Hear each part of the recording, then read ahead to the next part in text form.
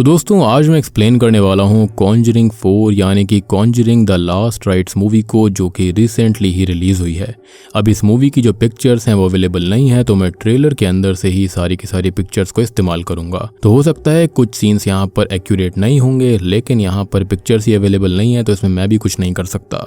बात करें इस मूवी की रेटिंग के बारे में, तो ये काफी न्यू है, तो रेटिंग की बात अभी ना ही करें तो ज्यादा बेटर रहेगा। और हाँ, ये कॉन्जरिंग फ्रेंचाइजी की लास्ट मूवी है। उम्मीद मत रखना कि इसके बाद कोई और मूवी आएगी, क्योंकि ये क्लियर है कि ये आखिरी फिल्म है। और रिसेंटली मैंने हेलो रोड नाम की एक फिल्म को एक्सप्लेन किया है, इनकेस आपने मिस कर दिया है जाकर देख लेना, बहुत ही इंटरेस्टिंग मूवी है। Link is in the description and pinned comment. तो चलिए अब बिना किसी देरी के चलते हैं सीधा वीडियो की तरफ।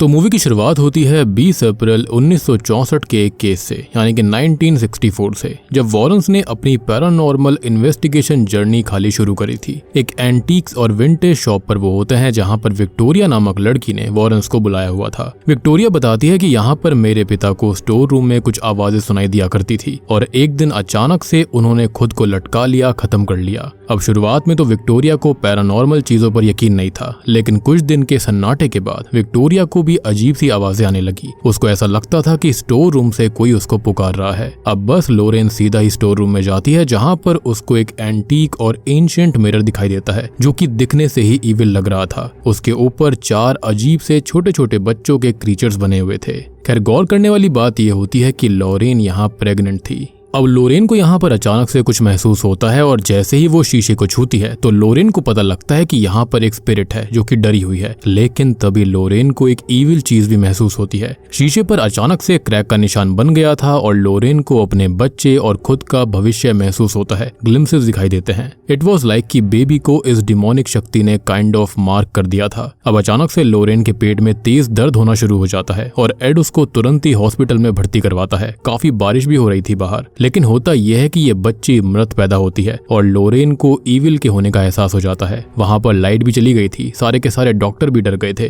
अब लोरेन भगवान से प्रे करती है, और 1 मिनट के बाद ये बच्ची जिंदा हो जाती है, जो कि किसी चमत्कार से कम नहीं था। इस बच्ची का नाम जूडी रखा जाता है। एंड वी ऑल नो कि लोरेन सेंट लूसी की वंशज है, तो जूडी का बचना तो तय था। ईश्वर ने उसकी सुन ली थी, या फिर ये कहा जा सकता है कि ईश्वर की शक्ति की बजाय इनडायरेक्टली यहाँ पर किसी और शक्ति ने उसकी बात सुनी। खैर, वॉरेंस अब इस केस से दूर हो जाते हैं, एज लोरेन जूडी को सेफ रखना चाहती थी। अब तभी हम जूडी की बचपन की ढेर सारी मेमोरीज को देख पाते हैं कि कैसे वॉरेंस ने बहुत अच्छे पल अपनी बेटी के साथ बिताए, साथ ही साथ 1000 से ज्यादा केसेस को सॉल्व किया। लेकिन उन्होंने जूडी को कभी भी इसके अंदर इन्वॉल्व नहीं किया, हमेशा उसे दूर रखने की कोशिश करी। इसका रीजन ये था कि जैसा हम सभी जानते हैं कि लोरेन एक मीडियम है, जैसे कि सिस्टर आयरीन थी। तो जूडी के पास भी बचपन से ही भूतों को, स्पिरिट्स को, इविल और पास्ट मोमेंट्स को देखने की शक्ति थी। वो डरती डरती अपनी माँ के पास आती है कि उसको डरावनी चीजें दिखाई देती हैं। तो लोरेन उसको एक चीज सिखाती है, अक्कड़ बक्कड़ बम्बे बो, ऐसा बोलो और ये सब रियल नहीं होता तो ये चीजें दूर भाग जाएंगी, जिससे कि जूडी रिलैक्स हो जाती है, और यही चीज वो बड़े होने तक भी करती रहती है। खैर, अब वक्त बीतता रहता है, समय और दुनिया एडवांस होती जा रही थी। साल आ जाता है 1986, यानी कि 1986, वेस्ट पिटसन पेंसिल्वेनिया। हम तभी स्मर्ल परिवार को देख पाते हैं, जिन्होंने एक नया घर खरीदा था जो कि 2 मंजिलों का था। सभी काफी खुश होते हैं, और ये सीन बिल्कुल कॉन्जरिंग 2 के घर के सेटअप जैसा दिख रहा था, और जितने मेंबर्स थे उस हिसाब से तो ये कॉन्जरिंग 1 की भी याद दिलाता है, जो कि काफी अच्छा रेफरेंस था। फिर इस परिवार के अंदर कुल मिलाकर 9 सदस्य होते हैं। जैक के माता पिता जॉन और मैरी स्मर्ल, जॉन के बेटा बहू जैक और जेनेट स्मर्ल, जैक और जेनेट की 4 बेटियां जिनके नाम थे डॉन, हेदर, और सबसे छोटी ट्विन सिस्टर्स शैरन और कैरन। और 9वां मेंबर यहाँ पर इनका डॉग था, जिसका नाम था साइमन। अब हेदर का बर्थडे होता है, और उसके दादाजी जॉन ने उसके लिए एक एंटीक मिरर परचेज किया था, जो कि शॉकिंगली शुरुआती सीन वाला, यानी कि लोरेन वॉरेन वाला ही मिरर था। इनफैक्ट वो क्रैक आज तक वहीं पर मौजूद था, and it was very creepy as well. John ने ये कहा कि ये काफी सस्ते में उसको मिल गया, एज जो लोग इसको बेच रहे थे ये उनकी गाड़ी में आया नहीं। बट वी ऑल नो कि वो लोग पक्का इसको रिड ऑफ करने की कोशिश कर रहे थे, क्योंकि ये मिरर जहां भी जाता होगा वहां पर कुछ ना कुछ तबाही लाता होगा। का। अब हैदर केक कट करने ही वाली थी, लेकिन कैंडल्स तभी अचानक से कोई और ही बुझा देता है और सीलिंग टूटकर नीचे गिर जाती है, जिससे कि हैदर को काफी चोट आई थी। यानी कि ईविल ने आते ही अपनी शक्ति दिखा दी, बिल्कुल भी इंतजार नहीं किया। और बाकी मूवीज के अंदर ये चीजें धीरे धीरे होती हैं, लेकिन यहाँ पर ये अचानक से हो गया था। खैर तभी हमको एक वार्निंग दिखाई जाती है कि ये अब तक की सबसे खतरनाक सच्ची घटना है वॉरेंस की, जिसने कि वॉरेंस का करियर तक खत्म कर दिया था। एनीवेज अब हम वॉरेंस को देखते हैं, जो कि अपना एज यूजुअल लेक्चर दे रहे थे अबाउट एनाबेल। लेकिन हम देखते हैं कि ऑडियंस में जूडी के साथ कुछ और बच्चे भी थे, जो कि इनडायरेक्टली वॉरेंस का मजाक बनाकर चले जाते हैं। क्योंकि जमाना काफी फॉरवर्ड हो रहा था, तो लोगों को इन चीज पर यकीन नहीं था। सबसे बड़ी बात कि जब से एड को हार्ट अटैक आया था, उसके बाद से ही इन लोगों ने केसेस को लेना छोड़ दिया था। खैर अब वॉरेंस मिलकर डिनर करने जाते हैं, लेकिन अचानक से जूडी और लोरेन दोनों को महसूस होता है कि कुछ तो जाग गया है। सडनली हॉन्टिंग बढ़ जाती है और जूडी के कंधे पर से किसी एंटिटी का हाथ आता है, जिसको देखकर माँ बेटी दोनों डर गई थी, लेकिन वो शांत रहने की कोशिश करती हैं। दोनों ही अक्कड़ बक्कड़ वाला मंत्र गाती हैं और माँ बेटी दोनों ही इन चीजों को अवॉइड करने की कोशिश में थी, क्योंकि वो नहीं चाहती थी कि वो किसी भी ईविल से टक्कर लें।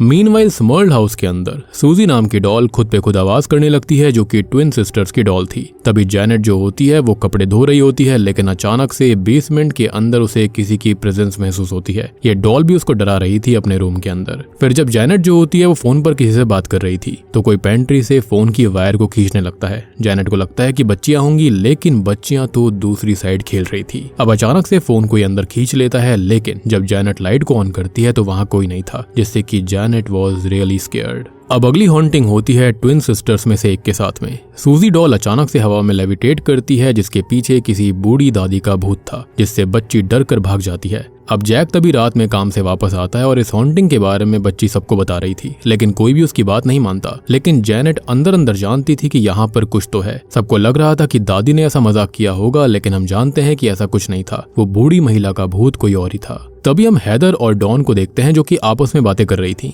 हैदर बताती है कि उसको ये शीशा पसंद नहीं है, जब से यहाँ पर आया है तब से कुछ ना कुछ दिक्कत हो रही है। तो डॉन उल्टा हैदर का ही मजाक बनाती है कि वो भी बिल्कुल ऐसी ही दिखती है, यानी कि मिरर के ऊपर बने हुए लोगों की तरह। लेकिन मजाक उड़ाने के बावजूद भी बीइंग अ सिस्टर वो हैदर की हेल्प करती है और मिरर को रात में ही उठाकर बाहर कचरे के ढेर में फेंक देती है। इनको ये लगा कि मिरर जब से आया है तब से ही बुरी चीजें घटित हो रही थी।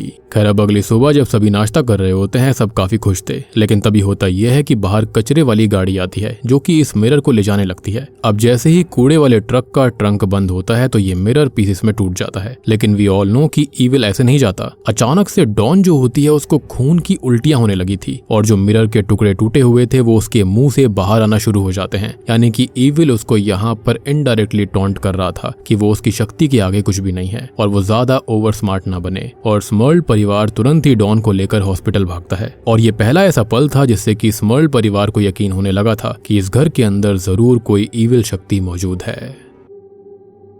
खैर अब तभी हम एड को हॉस्पिटल में देखते हैं, जहां पर डॉक्टर क्लियरली बताते हैं कि एड अब एक और हार्ट अटैक सहन नहीं कर पाएगा। उसको अपना लाइफस्टाइल फूड चेंज करना होगा। लेकिन एड बीइंग एड डॉक्टर के नहीं सुनता। अब जूडी जो होती है वो अपने माता पिता को अपने बॉयफ्रेंड टोनी के बारे में बता चुकी थी कि वो बर्थडे पार्टी में आएगा और 6 महीने पहले से वो डेट कर रहे हैं। लेकिन एड इससे इतना खुश नहीं होता। अब तभी एड के बर्थडे का दिन आ जाता है। घर में एक बड़ी पार्टी थी। जूडी और टोनी एक साथ आते हैं, जहाँ पर टोनी काफी घबराया हुआ सा लग रहा था। अब हम पार्टी के अंदर फादर गॉर्डन को भी देख पाते हैं, जो कि वॉरेंस के काफी करीब थे। जूडी को वो खुद की बच्ची भी मना करते। अब जूडी अपने माता पिता से फादर गॉर्डन से टोनी को मिलवाती है और हमको पता चलता है कि टोनी पहले पुलिस में था, लेकिन कुछ ऐसा हुआ जिसकी वजह से उसने नौकरी छोड़ दी और फिलहाल वो नौकरी की तलाश में था। अब हम एड को देखते हैं, जो कि कुछ लोगों को अपना म्यूजियम दिखा रहा होता है, लेकिन टोनी दूर से ये देखकर काफी डर सा गया था, एज ये फैमिली थोड़ी सी अलग थी। तभी जूडी रूम के अंदर अकेली बैठकर अपने पास्ट की फोटोज देख रही होती है, बचपन को देख रही होती है। लेकिन तभी उसको रॉकिंग चेयर दिखाई देती है, जो कि हिल रही थी और उस पर एनाबेल डॉल थी। जूडी फिर से खुद को शांत करती है कि तभी टोनी आकर उसको संभालता है। अब टोनी और जूडी किस करते हैं कि तभी वहां पर लोरेन आ जाती है, जिससे कि माहौल काफी शर्मा शर्मी का हो गया था। अब लोरेन जो होती है वो टोनी को असल में टेनिस टेबल खेलने के लिए बुलाने आई थी।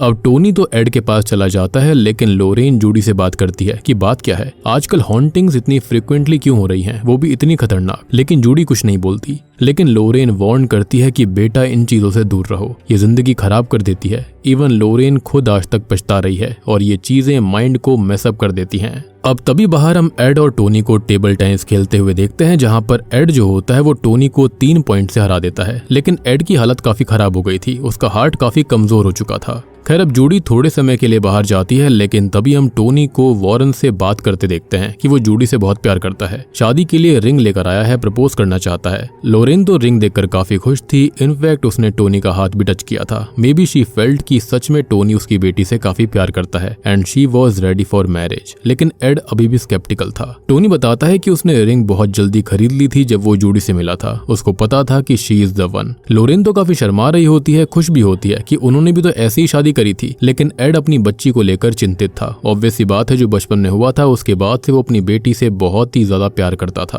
खैर अब अचानक से ही हम कॉन्जरिंग 1 के एक कैरेक्टर मैक्स को देखते हैं जो कि जूडी के साथ था, और अब बस जूडी के आते ही रिंग किसी तरह से नीचे गिर जाती है और माहौल ना चाहते हुए भी प्रपोजल वाला बन गया था, जिससे कि जूडी खुश होकर तुरंत ही हाँ कर देती है। वो कब से इसी पल का इंतजार कर रही थी, लेकिन जो एड होता है वो अभी भी खुश नहीं होता।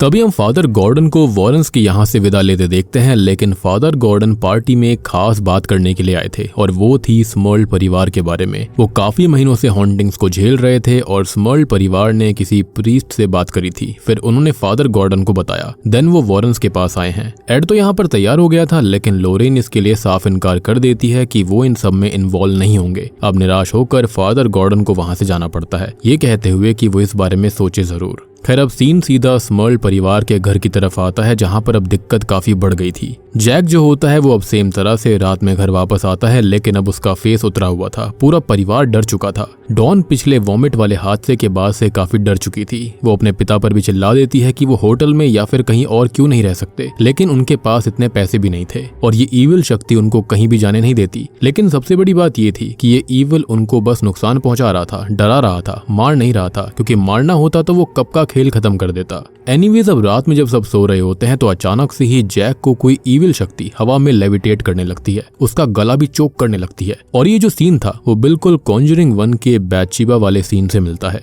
खैर तभी हैदर अपने बर्थडे वाले दिन की और कंफर्मेशन वाले दिन की वीडियो टेप देख रही थी, तो वो पॉज कर देखती है, जिससे उसको अपने साइड में एक एंटिटी दिखती है जिसने वो कैंडल्स बुझाई थी। और बस अब क्या था, ये जो एंटिटी होती है यानी कि ये बड़े बालों वाला आदमी एक कुल्हाड़ी लेकर हैदर को काटने आने लगता है। हैदर बहुत तेज चिल्लाती है। अब ऊपर जैनेट उठती है तो देखती है कि जैक को कोई खत्म कर रहा था। खैर अब जैनेट जो होती है वो जैक को बचाती है और नीचे आ रही आवाजों के चलते वो सभी हैदर को देखने जाते हैं। हैदर काफी डर गई थी और बस तभी जले पे नमक छिड़कने के लिए डॉन सभी को टॉन्ट करती है कि अब सबके साथ हुआ तब यकीन हुआ कि मैं झूठ नहीं कह रही थी। और बस अब क्या था, जैनेट और जैक मीडिया में चले जाते हैं, जिससे कि ये केस आग की तरह हर जगह फैल जाता है। सबको बताया जाता है कि किस तरह से एक परिवार जो है उसके अंदर इस तरह की हॉन्टिंग्स होती हैं और वो लोग रोज मौत जैसा मंजर झेल रहे हैं।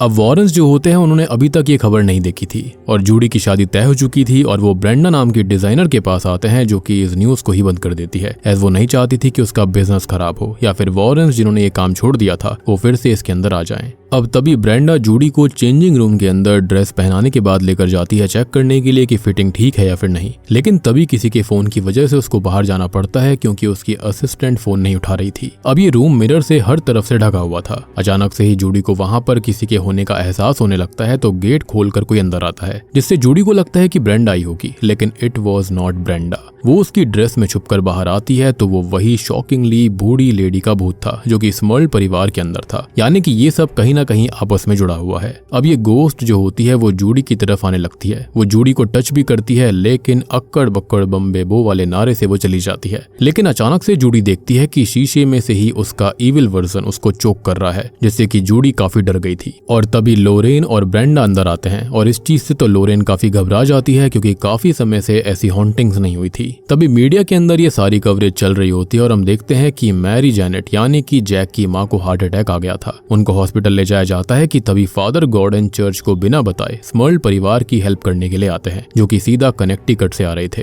वो बेसमेंट में जाकर होली वाटर छिड़कते हैं तो वाटर जो होता है वो तुरंत ही इवेपोरेट हो जाता है, जो कि कंफर्म करता है कि यहाँ पर कुछ तो इविल था, जिससे कि उनको कुछ तो दिखाई देता है। वो डरते हुए बाहर आते हैं और ये बोलते हैं कि यहाँ पर बहुत ही इविल चीज है और उनको तुरंत ही बिशप से मिलकर इस केस को सॉल्व करना होगा क्योंकि ये चीज बहुत ही डेंजरस है। वो वापस आने का वादा करके सीधा बिशप मकैना से मिलने आते हैं और उनकी एंट्री चर्च के अंदर बिल्कुल एग्जॉर्सिस्ट मूवी जैसी होती है, जो कि काफी बढ़िया भी थी। इस मूवी के अंदर काफी सारी मूवीज के एलिमेंट्स डाले गए हैं, जो कि अगर आप ट्रू हॉरर फैंस हो तभी आप उसको समझ पाओगे।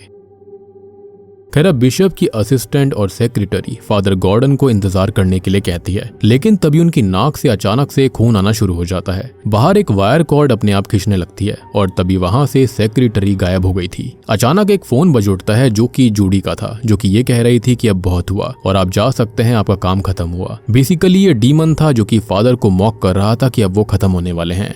और बस अचानक से पूरा रूम बंद होकर वहां पर अंधेरा हो जाता है। अब वहां पर गेट पे जो नॉब होता है उसके ऊपर होली क्रॉस बना हुआ था, जो कि खुद पे खुद उल्टा हो जाता है, जो कि डीमन के अंदर आने का एक हिंट होता है। यानी कि ये डिमोनिक शक्ति काफी पावरफुल है। ये डिमोनिक एंटिटी अब फादर की ओर बढ़ती है। फादर अपना होली क्रॉस उठाकर उसको रोकने की कोशिश करते हैं, लेकिन अचानक से क्रॉस जल जाता है। फादर का हाथ भी जल गया था और अब फादर पोजेशन में आ जाते हैं। तभी फादर गॉर्डन उसी टाइट हुई वायर कॉर्ड से खुद को लटका कर खत्म कर लेते हैं, जो कि सभी के लिए काफी शॉकिंग था। मीनवाइल एड जो होता है वो अपने म्यूजियम की हर चीज टोनी को दिखा रहा था कि ये सब उनकी जिंदगी भर की कमाई है। वो इन ईविल को इन सभी आर्टिफैक्ट्स के अंदर कैद रखते हैं, जो कि ऐसी चीज है जैसे कि किसी जिन को बॉटल के अंदर रखना, और इससे ही वो सेफ रह सकते हैं, क्योंकि अगर इनको तोड़ दिया गया तो ईविल किसी और को अपना शिकार बनाएगा। और इन सब चीजों को डेली ब्लेस किया जाता है ताकि ये डिमोनिक एंटिटीज यहीं पर शांत रहें। अब टोनी जो होता है वो हैरान रह गया था कि वॉरेंस ने 1000 से ज्यादा केस सॉल्व किए हैं। अब अचानक से लोरेन और जूडी वहां पर आती हैं, जो कि ये बताती हैं कि फादर गॉर्डन अब नहीं रहे।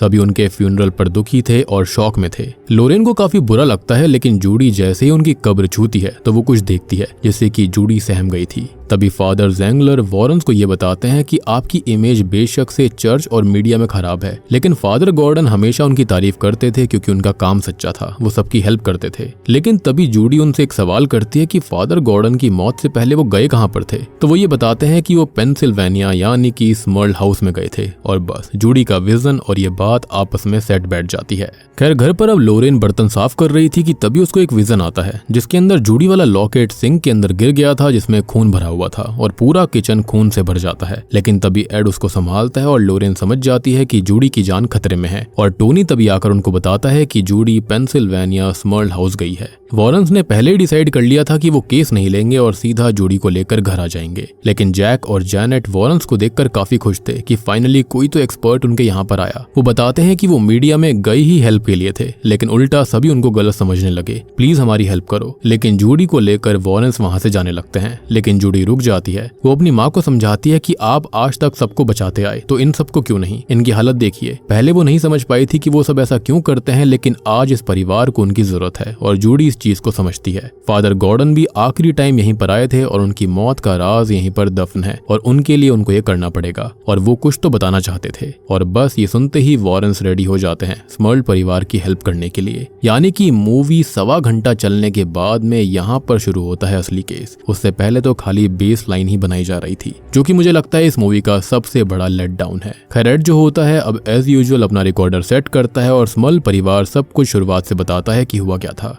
जूडी टोनी को बताती है कि उसने मौत देखी है और यहाँ पर कोई तो शक्ति है जो कि चाहती है कि जूडी यहीं पर रहे। और अब हमको समझ आ रहा था कि स्मर्ल परिवार अब तक जिंदा क्यों था, क्योंकि जो डीमन है वो बस जूडी को और वॉरेंस को यहाँ पर लाना चाहता था। खैर, तभी लोरेन को कुछ महसूस होता है और वो एक पिक्चर को छूती है जो कि स्मर्ल परिवार के अच्छे पलों की थी। फिर वो एक घोड़े वाले खिलौने को चालू करके बंद करती है, लेकिन फिर भी उसको कुछ महसूस हो रहा था। इनफैक्ट इनका डॉग साइमन जो होता है वो हमेशा ही डरा रहता, भौंकता रहता, और डॉग जो है वो महसूस कर सकते हैं इन इविल एंटिटीज को। अब तभी किचन में एड सबके लिए पैनकेक्स बना रहा होता है और तब टोनी उसको अपने जॉब छोड़ने की वजह बताता है। एक दिन एक डिस्ट्रेस कॉल आया था कि एक वायलेंस केस हुआ है, एक आदमी अपनी बीवी को मार रहा था। वो और उसका टीममेट वहां पर चेक करने गए और जैसे ही गेट खुलता है तो उस आदमी ने लोडेड गन टोनी के सामने तान दी और चला दी। लेकिन किस्मत से गन नहीं चली और वो बच गया। किस्मत थी या फिर शायद से जूडी की शक्तियां, जिससे कि वो बच गया था। अब उसी दिन उसने फैसला कर लिया कि वो जॉब छोड़ देगा, एज अगर वो नहीं रहा तो जूडी के साथ वो कैसे वक्त बिताएगा, शादी कैसे करेगा। और उसी दिन उसने जूडी से शादी करने के लिए रिंग खरीद ली थी। ये सुनकर एड को अच्छा लगता है कि टोनी को जूडी की चिंता थी और वो सच में उससे प्यार भी करता है।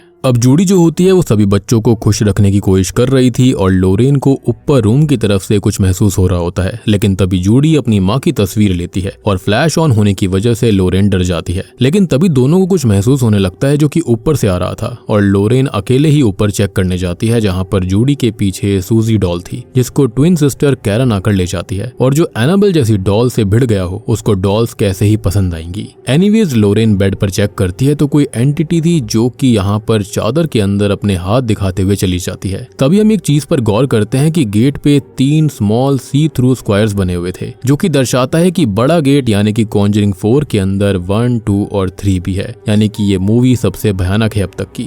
अब तभी लोरेन अचानक से बेसमेंट में जाती है जहाँ पर उसको कुछ महसूस हुआ था और लोरेन जो होती है वो सारा मांजरा समझ जाती है कि आखिर इस घर में हो क्या रहा है। लोरेन एड को बताती है कि इस घर में 3 आत्मा हैं। कहानी ऐसी है कि इस घर के अंदर एक लेडी और उसकी माँ और उस लेडी का पति था, लेकिन पति बहुत जुल्म करता था तो उस लेडी का अफेयर किसी से हो गया। जब ये बात उस आदमी को पता लगी तो उसने कुल्हाड़ी की मदद से माँ और बेटी दोनों को खत्म कर दिया। बेसिकली ये प्रेत आत्माएं हैं और वो आदमी खुद भी खत्म हो गया था। और यही लंबे बाल वाली स्पिरिट हमने देखी थी जिसने हैदर के ऊपर कुल्हाड़ी से हमला किया था। और जो कुछ हादसे हुए थे वो बेसमेंट के अंदर ही हुए थे, यानी कि वहीं पर इनको मारा गया था। लेकिन एड ये कहता है कि तो इसमें कौन सी बड़ी बात है, प्रेत आत्माओं को तो वो तुरंत ही खत्म कर सकते हैं, कितनी प्रेत आत्माओं को उन्होंने शांत किया है। लेकिन लोरेन ये कहती है कि ये बात पूरी नहीं है। ये जगह पहले एक खेत हुआ करती थी और ये 3 स्पिरिट्स तो खाली कठपुतलियां हैं। असली इविल फोर्स कोई और ही है जो कि इनके पीछे छुपा हुआ है और लोरेन उसको देख नहीं पा रही और यही सबसे ज्यादा कंसर्निंग चीज थी। और यही रीजन है कि ये इविल जो है वो इन्हीं 3 आत्माओं का इस्तेमाल कर रहा है स्मर्ल परिवार को हॉन्ट करने के लिए। लेकिन उनका कहना ये था कि किसी भी इंसान को अभी तक पोजेशन में नहीं लिया गया। लेकिन ऐसा क्यों था? क्योंकि पास्ट में हर एक केस के अंदर पोजेशन हुआ था, लेकिन ये इविल इतना इंतजार किस चीज का कर रहा था, ये बात उनकी समझ में नहीं आ रही थी। अब अचानक से जूडी को अपनी माँ की आवाज ऊपर से आने लगती है। वो चेक करते करते एटिक में आ गई थी। ऑब्वियसली ये इविल एंटिटी उससे मिलना चाहती थी अकेले में, एज उसने बचपन में ही जूडी को मार्क कर दिया था। अब शॉकिंगली हम उसी इविल मिरर को फिर से देखते हैं जिसको तोड़ दिया गया था, लेकिन हमको पता है ये चीजें नष्ट नहीं हो सकती। अब जूडी सबसे बड़ी गलती कर देती है, वो इस मिरर को छू देती है और एक भयानक हलचल होती है। तभी एक चौक बाहर आती है जहाँ पर लिखा हुआ था दीवार पर मिस मी, जो कि एनाबेल ही करती थी। लेकिन ये एनाबेल नहीं है, ये इविल एंटिटी जूडी के डर का फायदा उठा रही थी, क्योंकि जूडी सबसे ज्यादा एनाबेल से ही डरती है। खैर जूडी डर के मारे भागने लगती है, लेकिन तभी कैरन की आवाज एक कमरे से उसे आ रही थी जहाँ पर कोने में एनाबेल डॉल बैठी थी। अब अचानक से एनाबेल डॉल बहुत बड़ी होकर जूडी का पीछा करने लगती है, जिससे कि जूडी सीढ़ियों से गिर जाती है। और इविल यही तो करता है। ये 3 स्टेप ऑलरेडी वॉरेंस पहले ही बता चुके हैं। इन्फेस्टेशन यानी कि डीमन अपनी प्रेजेंस को दर्शाता है, फिर ऑपरेशन यानी कि जूडी का मेंटल स्टेट तोड़ना जो कि इविल ने कर दिया था, और फाइनल आता है पोजेशन यानी कि ये इविल जूडी के पीछे है और इसलिए अभी तक स्मर्ल परिवार में किसी को भी उसने पजेस नहीं किया था। वॉरेंस जो होते हैं जूडी को संभालते हैं और जूडी बताती है कि एटिक में कुछ तो है माँ। और जैसे ही वॉरेंस चेक करते हैं तो उनके होश उड़ जाते हैं कि जिस इविल से आज तक वो बचते आ रहे थे वो वापस आ गया, उसने उसको ढूंढ लिया। और लोरेन इस मिरर को फिर से टच करती है, लेकिन इस बार लोरेन का ये कहना था कि नहीं, कुछ तो गलत है, ये मिरर अब पहले जैसा नहीं रहा। यानी कि कुछ तो था जो कि इस मिरर के बारे में बदल गया था, यानी कि उसको वहां पर वो इविल प्रेजेंस अभी महसूस नहीं हो रही थी। अब तभी वॉरेंस जो होते हैं वो जूडी की और इस श्रापित इविल मिरर की कहानी बताते हैं। असल में वॉरेंस के साथ जब ये सब अपने करियर के शुरुआत में हुआ था तो वो डर गए थे और वहां से भाग गए। विक्टोरिया का क्या हुआ उनको कोई भी आइडिया नहीं है, यानी कि उन्होंने उसकी हेल्प नहीं करी थी। अब अचानक जूडी को खांसी आने लगती है, जिसको देखकर डॉन डर गई थी, एज उसको भी ऐसी ही खांसी आई थी। और जब भी कोई खांसता था तो उसको बहुत ही ज्यादा डर लगता, क्योंकि उसके साथ हुआ हादसा काफी खतरनाक था। अब तभी वॉरेंस फैसला करते हैं कि ये मिरर ही हर चीज की जड़ है। उनको इस मिरर को अपने बेसमेंट में म्यूजियम में रखना होगा, तभी कुछ हेल्प होगी और वहीं इसको कैद किया जा सकता है। टोनी इसमें हेल्प करने वाला था, लेकिन एड का ये कहना था कि एक बार ये शुरू किया, डीमन को लड़ाई के लिए ललकार दिया, फिर वो वापस नहीं जा सकते और उनको इस रात में ही घर जाना होगा और मिरर वहां पर रखना होगा। ये काम टोनी, जैक और एड करने वाले थे और ये रात बहुत ही अलग होने वाली थी। सब कुछ सेट हो चुका था, इनफैक्ट इविल भी रेडी था लड़ने के लिए। एड बताता है कि हाथों में ग्लव्स पहनना होगा और इस मिरर में बिल्कुल भी किसी को नहीं देखना है और शांति से इसको बाहर ले जाना होगा। अब यहाँ पर साइमन डॉग भी अचानक से भौंकने लगता है, क्योंकि उसको अंदाजा हो गया था कि यहाँ क्या होने वाला है। अब जैसे ही जैक और एड मिरर को लेकर जा रहे थे तो ये मिरर बहुत भारी हो जाता है, एज ईविल यही करता है, हर मुमकिन कोशिश करता है इनको रोकने की। तभी जूडी की भी तबीयत काफी बिगड़ने लगती है। वो कहती है कि मुझे ठीक नहीं लग रहा। अब टोनी कार शुरू करना चाहता था लेकिन कार शुरू नहीं होती। मीनवाइल मिरर का कपड़ा हट जाता है, बेल्ट भी खुल जाती है और जैक इस मिरर में देख लेता है, जिससे कि उसको महसूस होने लगता है कि ईविल यहाँ पर आ चुका है, जिसके चलते जैक नीचे गिर पड़ा था और मिरर को अकेले एड नहीं संभाल पाता और बस मिरर जैक के पैर पे नीचे आकर गिरता है। अब बाहर टोनी किसी तरह से कार चालू करके यहाँ पर लेकर आता है, लेकिन तभी यहाँ पर रहने वाली बूढ़ी दादी की आत्मा सामने आ जाती है, जिससे कि कार ठुक जाती है और टोनी को पहली बार किसी स्पिरिट की मौजूदगी का एहसास हुआ था। जो कुछ हो रहा था उसकी आवाज से लोरेन और स्मर्ल परिवार वहाँ पर आता है कि तभी लोरेन को कुछ महसूस होता है। वो जूडी के पास जाती है जहाँ पर वही घोड़े वाला टॉय चल रहा था और जूडी जो होती है वो कोने में बैठी हुई थी, जो कि पजेस्ड हो गई थी। ईविल यहाँ पर ये कहता है कि हम कब से जूडी और तुम्हारा इंतजार कर रहे थे और जूडी हमारी है, हम इसको ले जाएंगे। और अब बस जूडी पोजेशन में आकर लोरेन को इतना तेज धक्का देती है जिससे कि लोरेन सीधा बेसमेंट में जा गिरती है और वहीं पर बेहोश हो जाती है। डॉग भी काफी भौंक रहा था तो जूडी उसको भी हवा में लेविटेट करके दूर फेंक देती है। फुल पोजेशन में जूडी आ चुकी थी। अब एड वहां पर आकर जूडी को समझाते हैं कि वो इस ईविल से लड़ सकती है, लेकिन ईविल उल्टा एड के ही हार्ट को ट्विस्ट कर देता है, जिससे कि एड को चक्कर आने लगते हैं। उसे मिनी हार्ट अटैक हो रहा था और उसकी दवाई भी वहीं पर गिर जाती है। अब टोनी जो होता है वो बाहरी कैद हो गया था और वो किसी तरह से जूडी को बुलाने की कोशिश कर रहा था, लेकिन गेट जो होते हैं वो लॉक्ड हो रखे थे एंड ऑब्वियस सी बात है ईविल किसी को भी अंदर आने नहीं दे रहा था। तो टोनी अब बेसमेंट के रास्ते आने की कोशिश करता है जहां पर वही कुल्हाड़ी मैन लोरेन को मारने वाला था, लेकिन तभी टोनी आकर लोरेन को बचा लेता है और वहां पर हम उस लेडी की आत्मा को भी देख पाते हैं, यानी कि उस कुल्हाड़ी मैन की बीवी की। एंड माइट भी उसने ही हेल्प करी होगी टोनी की यहाँ पर इस बेसमेंट को खोलने के लिए, अदरवाइज ईविल जो था वो तो इसको खोलने नहीं देता। खैर एड भी अब किसी तरह से दवाई खाकर ठीक होता है और लोरेन और टोनी उसको संभालते हैं। वॉरेंस जो होते हैं वो पूरे स्मर्ल परिवार को बाहर चले जाने के लिए बोलते हैं, एज जूडी ऊपर एटिक की तरफ गई थी और डीमन सिर्फ जूडी को ही चाहते थे, इसलिए उन्होंने बस स्मर्ल परिवार को हंट किया इसलिए ही उन्होंने स्मर्ल परिवार का इस्तेमाल किया। उनको खाली हॉन्ट किया, उनको मारा नहीं, ना ही पजेस किया, क्योंकि उनका असली शिकार हमेशा से जूडी ही थी और ये सब करना तो खाली वॉरेंस का ध्यान यहाँ पर खींचने के लिए था। और शायद से फादर गॉर्डन को राज का पता लग गया था, इसलिए ही डीमन ने उसको खत्म कर दिया। अब वॉरेंस एक्सॉर्सिज्म के लिए किताब लेकर एटिक में जाते हैं जहां पर जूडी ने खुद को लटकाया हुआ था। ये किसी तरह उसको नीचे उतारते हैं, लेकिन जूडी की सांसें अटक गई थी। जूडी को चेस्ट कंप्रेशंस दिए जाते हैं, लेकिन तभी एड को भी ये एंटिटी हार्म करने लगती है। लोरेन क्लियरली अपने कंधे पर इस डिमोनिक शक्ति के हाथ को देख पा रही थी, लेकिन भगवान के आशीर्वाद से जूडी और एड ठीक हो जाते हैं। अब अचानक से मिरर हवा में लेविटेट होने लगता है और बहुत जोर से घूमता है। अब एड जो होता है वो एक्सॉर्सिज्म शुरू करता है, लेकिन इस ईविल ने मिरर के नीचे टोनी को दबा दिया था। अब एड की जो बाइबल होती है वो जलने लगती है और उसी का ईविल रूप उसको चुप रहने के लिए बोलता है, लेकिन एड जो होता है उसने हार नहीं मानी और वो जलती हुई बाइबल को मिरर पे लगा देता है, जिससे कि ईविल तड़पने लगा था और सबको खिड़की के जरिए बाहर फेंकने की कोशिश में लग जाता है, क्योंकि वो जूडी को अपने साथ लेकर जाना चाहता था। अब एड और टोनी जो होते हैं वो जूडी और लोरेन को बचाने की कोशिश में लगे हुए थे, लेकिन जूडी और लोरेन हिम्मत करते हैं कि अब अक्कड़ बक्कड़ बम्बे बो से कुछ नहीं होगा और अब वो इस एंटिटी का सामना करेंगे, और बस दोनों ही अपना हाथ मिरर पे लगा देती हैं और किसी तरह से इस एंटिटी को ये सब मिलकर बैनिश कर देते हैं, जिसके बाद इस मिरर को वॉरेंस के म्यूजियम के अंदर रख दिया जाता है। खैर अब माना जाता है कि इस हादसे के 3 साल बाद तक स्मर्ल परिवार इसी घर के अंदर रहा था और फाइनली एड टोनी को एक्सेप्ट कर लेता है और म्यूजियम की रखवाली की चाबी उसको दे देता है और उसने फाइनली टोनी को अपना दामाद मान लिया था, परिवार का हिस्सा बना लिया था। अब अंत में हम जूडी और टोनी की शादी देखते हैं, जहां पर हम कॉन्जरिंग 1 से लेकर कॉन्जरिंग 3 तक के सभी मेन कैरेक्टर्स को एज अ गेस्ट देख पाते हैं। हम यहाँ पर रियल जूडी और टोनी को भी देखते हैं, इनफैक्ट जेम्स वॉन भी यहाँ पर थे। अब मूवी खत्म होने से पहले लोरेन एड को बताती है कि उसने उनका फ्यूचर देखा है, वो नाना नानी बन चुके हैं, किताब लिख चुके हैं, लेक्चर्स भी दे रहे हैं जिस पर सब यकीन कर रहे थे। उनका परिवार अब हमेशा खुश रहेगा as they defeated the final demon. और बस फिर वॉरेंस के स्टार्ट से लेकर अंत तक के सारे केसेस के ढेर सारी क्लिप्स हमको दिखाई जाती हैं। अब यहाँ पर देखो कुछ लोग ये कह रहे हैं कि इसका एक पोस्ट क्रेडिट सीन भी आया है जहाँ पर हम मिरर की झलकी और कुछ देख पाते हैं, लेकिन जहाँ पर मैंने मूवी देखी वहाँ पर तो एंड तक ऐसा कुछ भी दिखाई नहीं दिया था। बाकी आपने अगर ऐसा कुछ देखा हो तो कमेंट सेक्शन में जरूर बताना। और बस ये ब्यूटीफुल हॉरर कॉन्जरिंग फ्रेंचाइजी इन्हीं क्रेडिट्स को दिखाती रहती है। और बूम, इसी के साथ में ये मूवी यहीं पर खत्म हो जाती है। तो दोस्तों ये थी Conjuring the last rites film की कहानी। उम्मीद करता हूँ कि आपको एक्सप्लेनेशन पसंद आई होगी। अब देखो यार, यहाँ पर ये जो मेरे रिव्यूज हैं इस मूवी को लेकर वो काफी सारे मिक्स टाइप के हैं। मैं ये नहीं कह सकता कि मूवी बहुत बेकार थी, लेकिन ये भी नहीं कहूंगा कि फाइनल पार्ट के हिसाब से ये इतनी ज्यादा अच्छी थी।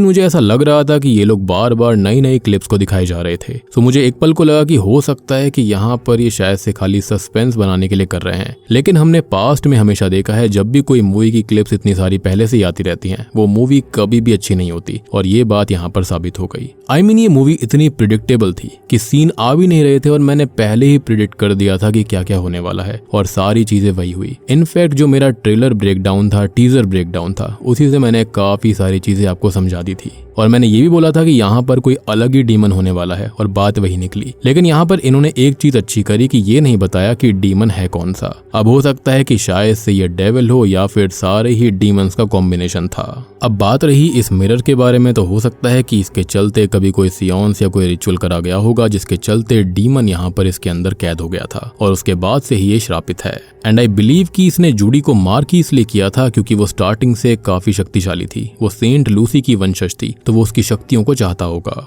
तो यहाँ पर मैंने सारी चीजें आपको पहले ही समझा दी हैं, डिटेल्ड एक्सप्लेनेशन पहले ही दे दी है, तो मुझे यहाँ पर कोई भी थ्योरी देने की जरूरत नहीं है। उम्मीद करता हूँ कि आपको पूरी मूवी अच्छे से समझ में आ गई होगी। और देखो, मूवी नहीं है, पिक्चर्स इतनी अवेलेबल भी नहीं है, तो उम्मीद करता हूँ कि आपको जो बताया है वो समझ में आ गया होगा। तो वीडियो पसंद आई हो तो लाइक कर देना, चैनल के ऊपर नए हो तो सब्सक्राइब कर लो, और रिसेंटली मैंने एक्सप्लेन किया है एक काफी बेहतरीन फिल्म हेलो रोड को जाकर देखना, काफी मजेदार है। उसका लिंक आपको नीचे डिस्क्रिप्शन पिन कमेंट में मिल जाएगा। तो मैं आप सबको मिलता हूँ अगली वीडियो के साथ में, तब तक के लिए